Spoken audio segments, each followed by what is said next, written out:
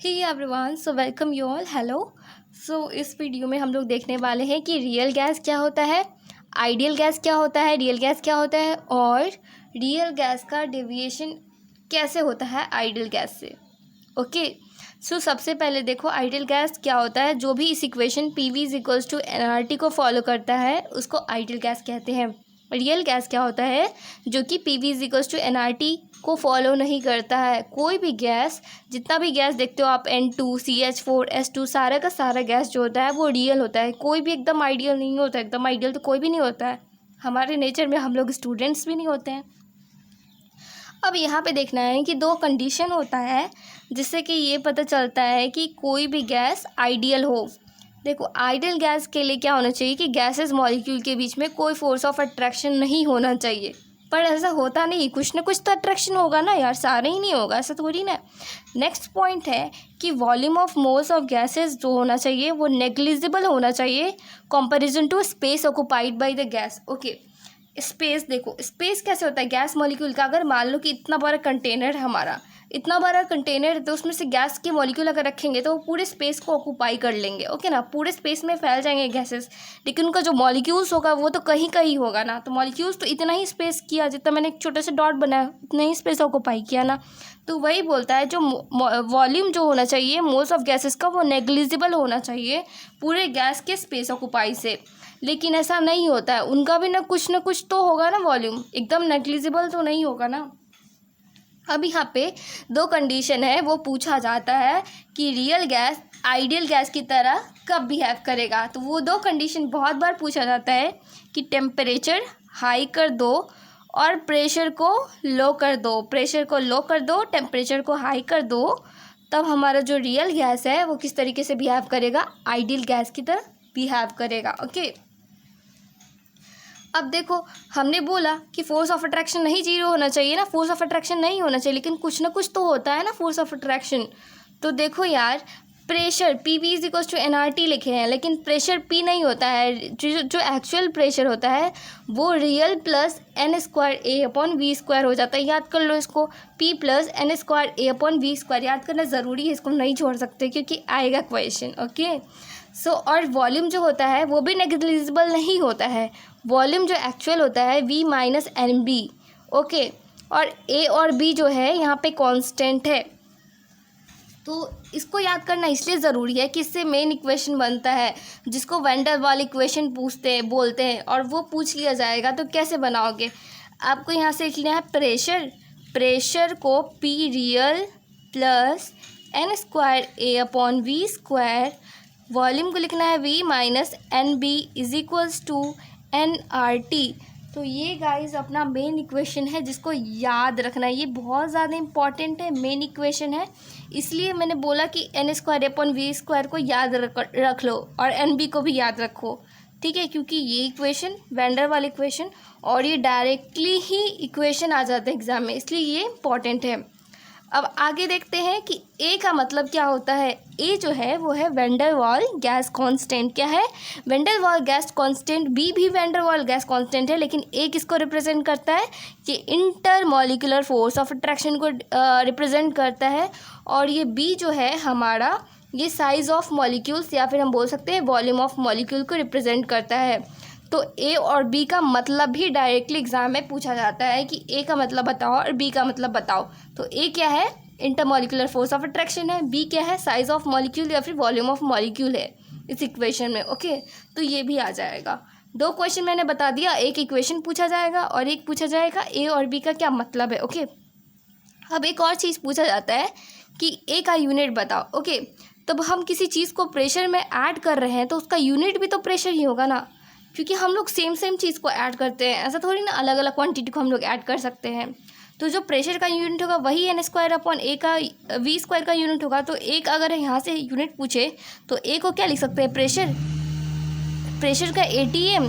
Volume का क्या लिख सकते हैं? लीटर का स्क्वायर।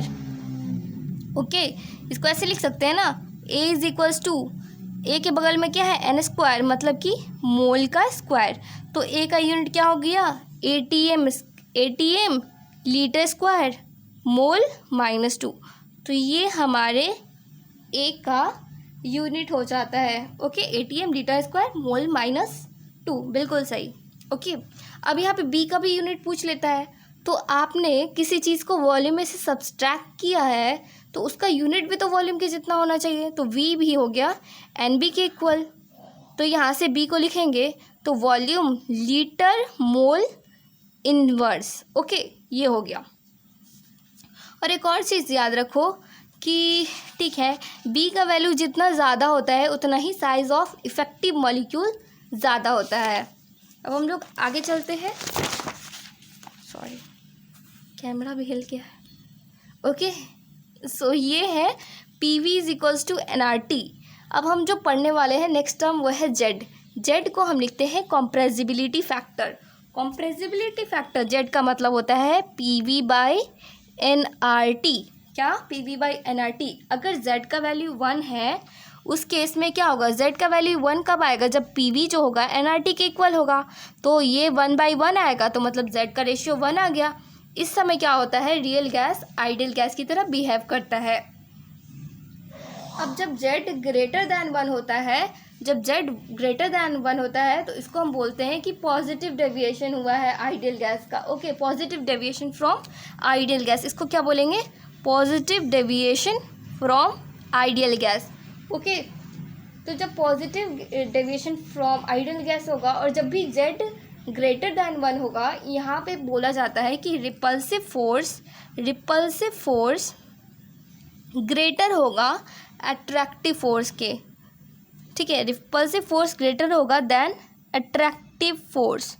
ओके, बस एक बात यहाँ है कि रिपल्सिव फोर्स ग्रेटर होगा अट्रैक्टिव फोर्स से, मतलब कि गैस को लिक्विफाई ईजिली नहीं कर सकते हैं, गैस को लिक्विफाई